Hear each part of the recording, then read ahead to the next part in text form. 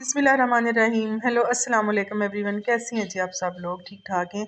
अल्हम्दुलिल्लाह मैं भी ठीक हूँ। बट ये है कि बस मैं इधर आई हूँ अपनी अम्मी के घर, और कह लें कि अम्मी और छोटे भाई का जो है ना वो एक्सीडेंट बहुत बुरे तरीके से हुआ है। वो जा रहे थे शादी पे, क्योंकि छोटी भाभी जो थी ना उनकी भांजी की शादी थी, तो वो उधर ही बस जा रहे थे। रास्ते में जो है ना वो इनका एक्सीडेंट कह लें कि बहुत ही बुरे तरीके से हुआ। बट ये कि अल्लाह का बड़ा करम है, अल्लाह का शुक्र अल्हम्दुलिल्लाह कि अम्मी की जो कूल्हे की हड्डी या घुटने वगैरह की थी वो बच गई है। ये है कि बुरी हड्डियाँ थी तो फिर आगे सर्दियाँ भी आने वाली तो बहुत मसला हो जाना था। बाकी अल्हम्दुलिल्लाह अल्लाह पाक ने बड़ा ही करम किया है अम्मी पे। और ये कि उनके ना जो एड़ी है ना वो काफ़ी ज़ख्मी होगी, कह लें कि बहुत ही ज़्यादा। और इतना कोई ब्लड निकला है ना कि कह लें कि स्टिचेस लगे हैं, 8 टाँके लगे हैं मतलब कि ना एड़ी पे। तो इतना कोई बुरा तरीके से जो है ना एक्सीडेंट हुआ है। तो मैं फिर नहीं अम्मी को छोड़ के जा सकी, क्योंकि मैं रात को आ गई थी और ये रात का टाइम था पहले वाला। तो ये है कि अब जो है ना ये मेडिसिन मैं सुबह के नाश्ते के बाद ही जो है ना मैं और भाभी दे रही हैं इनको, अम्मी को। तो बस इतनी देर में जो था ना वो फिर घर से भी फ़ोन आ गया इनके पापा का कि आज वो आप ही आई हुई हैं साग लेके। जो मेरी बड़ी नंद थी ना वो लेके आई हैं। तो बस फिर मैं इधर घर आ गई हूँ, और आने के बाद जो था ना वो मैंने बस उनको चाय पानी पिलाई है। तो वो ये कि चली गई थी। फिर बाद में जो था ना ये मैंने फिर साग इस तरह से कट किया। 3 किलो तकरीबन ये इसमें साग निकला था। है तो काफ़ी मतलब कि 4 साढ़े 4 किलो था। बट ये है कि जब मैंने इसकी कटिंग वगैरह की है, साफ़ वगैरह किया है ना, तो फिर ये कि इस तरह से ये निकला है। तो बस ये इसी तरह ये है कि मतलब अपने घर को भी सारा कुछ ही फिर देखना होता है, इंसान ने सब कुछ मैनेज करना होता है। तो फिर बस आके मैंने जो है ना वो ये 3 किलो साग है, और इसके अंदर जो है ना बाथू जो बथुआ होता है वो मैंने 1 पाव लिया है काट के। और साथ ही जो एक पूरी गुड्डी नहीं होती पालक की, उसकी जो वो हाफ़ होती है ना वो मैंने इसके अंदर डाली है। और एक बड़ी प्याज, एक गंढा देसी लहसुन का, और 1 पाव सब्ज़ मिर्च। तो ये देखिए मैंने सब साथ ही जो है ना वो ऐड कर दी है। और अच्छा, सब्ज़ मिर्च जब मैंने कूटी है ना फ्रेश कूंडी में, तो उसके अंदर जो है ना वो मैंने 1 चम्मच भर के नमक का, और आधी चम्मच जो है वो हल्दी की डाल के ना, तो इस तरह से मैंने ये सारी चीज़ें इकट्ठी डाल के ना, तो इसको जो है वो मैं अब रख रही हूँ 2-3 घंटे के लिए। कह लें कि मैं इसको हांडी को जो है ना इसके ढक्कन में 2-3 घंटे के लिए नहीं ओपन करूँगी, इसको ऐसे ही इसको पकने दूँगी। और ये है कि फिर साग इसी तरह से जो है ना वो हांडी में बहुत ही अच्छा बनता है। और अच्छा, कल जो था ना वो मैंने कुछ क्लीनिंग की थी इधर सिंक की, और ये टूटी जो है ना ये कर ले कि बड़ी कोशिश करने के बाद भी जो है ना ये बिल्कुल भी क्लीन नहीं हो पा रही। तो बस ये है कि मैं ना इसके ऊपर थोड़ी सी हार्पिक या तेज़ाब लगा लें, तो वो मैंने थोड़ा सा लेके ना उसके अंदर बेकिंग पाउडर भी डाला है, ताकि ये जल्दी से ना क्विक सी हो जाए। तो बस इसी की कोशिश में लगी हूँ। और ये ना मेरे पास पड़ी ये टोकरी वॉश बेसिन पे लगाने वाली। तो बस ऐसे ही मैंने स्टोर रूम का बस मुझे को कुछ काम था, उधर से कुछ चीज़ें निकालनी थी। तो ऐसे जब घर का सामान जो है ना वो इधर शिफ्ट किया ना घर पे, तो ये मैं सोच रही कि इधर मैं लगा लूँ। तो बस इसके ऊपर जो है ना ये मिट्टी वगैरह डली है सच, और कुछ नहीं, ये यूज़ नहीं हुई हुई, ये यूज़ नहीं हुई हुई। तो बस इसीलिए मैंने जो है ना वो इसको सिर्फ नीट ही करना है थोड़ा सा। तो मैं सोच रही थी कि चलो मैं ये ना अब इधर लगा लूँ, ताकि इतनी मेहनत जो की है पहले तो वो फिर ज़ाया नहीं जाए। क्योंकि इधर काफ़ी आपने पहले देखी है ना कि वो बेसन के सॉरी साबुन वगैरह के ना काफ़ी इधर जो थी ना थे निशान वगैरह, तो वो सारे क्लीन किए थे। तो अब ये है कि दोबारा से मैंने ना कोशिश की कर रही हूँ कि ये टूटी जो है ना ये साफ़ हो जाए, बट ये है कि ये मुझसे नहीं हो पा रही। तो बस ये है कि थोड़ी सी फिर और मज़ीद कोशिश की है कि चलो ये हो जाए। और यकीन माने कि अभी भी जो है ना वो मेरा दिल मेरी अम्मी की तरफ ही अटका हुआ, और मेरा ऐसे ही हो रहा है कि बस मैं कब यहाँ से घर से फ़ारिग हूँ अपने घर के कामों से, और मैं जल्दी से अपनी अम्मी के पास चली जाऊँ उड़ के। तो अल्लाह पाक यकीन माने कि मैं आपसे बात कर रही हूँ, मेरा अभी भी जो है ना वो रोना निकल रहा है, मेरा दिल बहुत भर रहा है। तो मेरी अम्मी को अल्लाह पाक तंदुरुस्ती दे। आप सभी लोग जो है वो मेरी अम्मी के लिए दुआ करें। और ये देखिए ये जो टोकरी है ना ये मैंने ये ऊपर वाला जो हिस्सा है ना ये मुझे नहीं अभी फ़िलहाल चाहिए। तो ख़ैर ये है कि मैं उसको भी किसी और चीज़ यूज़ में ले आऊँगी। तो बट ये है कि बस इसी को जो है ना मैं वॉश करके ना तो इधर साइड पे इसको अब लगाने वाली हूँ। तो इसको कुछ भी नहीं है ज़रा, कह लें कि कोई इसको यूज़ ही नहीं किया हुआ था। ऐसे ही बस सामान के अंदर ना वैसे पड़ी हुई थी, तो मेरा ध्यान गया ना, तो मैंने कहा चलो ये सही हो गया। ये ऑप्शन है कि मैं इधर जो है ना एक साइड पे ना सेप्ट पे इसको लगा के तो इसके ऊपर जो है ना वो साबुन वाला ये बर्तन वॉश वाला जो है ना डिब्बा वो रख दूँगी, साथ में जो लोहे की होती है जाली वो, तो इस तरह से चलो ये काम भी आ जाएगी। अच्छा ये जो होती है ना मानो बिल्लियाँ, ये तो कह लेंगे ये स्टिकर इसके बैग पे लगा होता है ना चिपकाने वाला, तो वो ये कि मैं अभी फ़िलहाल जो है ना इसी तरीके से इसको लगाऊंगी। ये इसका ओपन करके ना इस तरह से ये बड़ी इजीली रिमूव हो जाता है बैग से। और इस तरह से जो है ना ये दोनों को मैंने लगा के ना तो हैंग कर दूंगी। फिर बाद में जो है ना ये इसके अंदर जो है मज़ीद इसकी मजबूती के लिए ना कील वगैरह में लगा के तो फिर इसके ऊपर जो है ना रखूँगी, वरना मुझे यही डर रहेगा कि ये कहीं गिर ना जाए।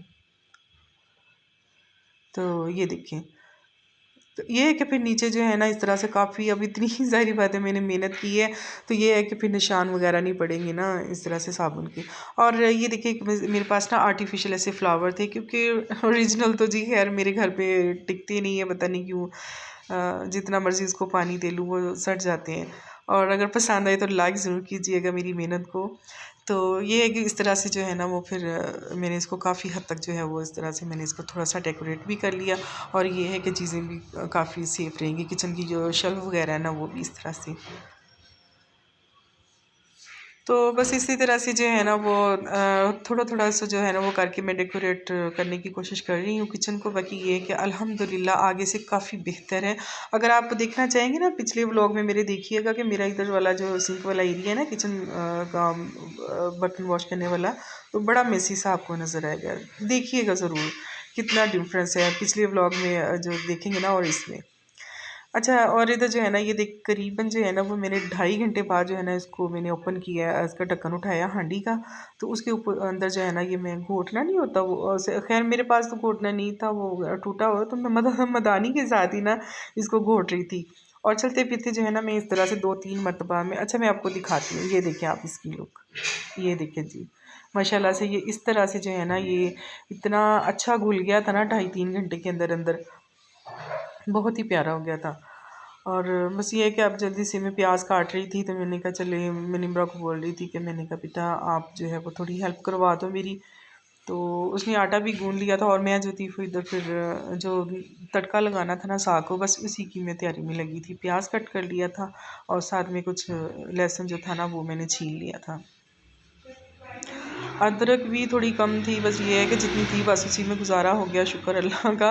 अदरक जितनी भी है ना, ये देखिए जी ये मेरे पास अदरक है निकली तो फ्रिज में। तो बस अच्छा ही मैं इस तरह से जो है ना ये फ्रेश ही मसाला इस तरह से कूट के डालती हूँ, स्पेशली साग में बड़ा अच्छा फ्लेवर आता है। देसी लहसुन अदरक इस तरह से आप फ्रेश कूटी में कूट के डालें ना तो बड़ा ही अच्छा टेस्ट आता है।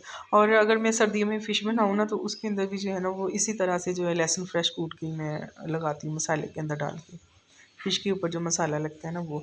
और इधर मैं निम्रा को कह रही थी आप फुलके उतार लो तो मैं साग तड़क लूँ।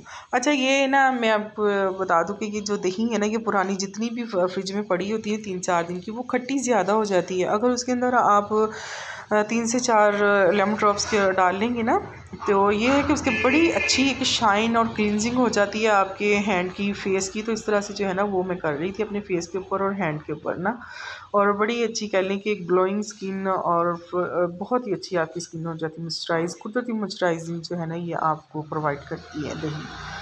और फॉलिक एसिड होता है तो ये है कि फिर अगर किसी के पिगमेंटेशन भी होती तो वो भी लाइट होना स्टार्ट हो जाती है आहिस्ता आहिस्ता से।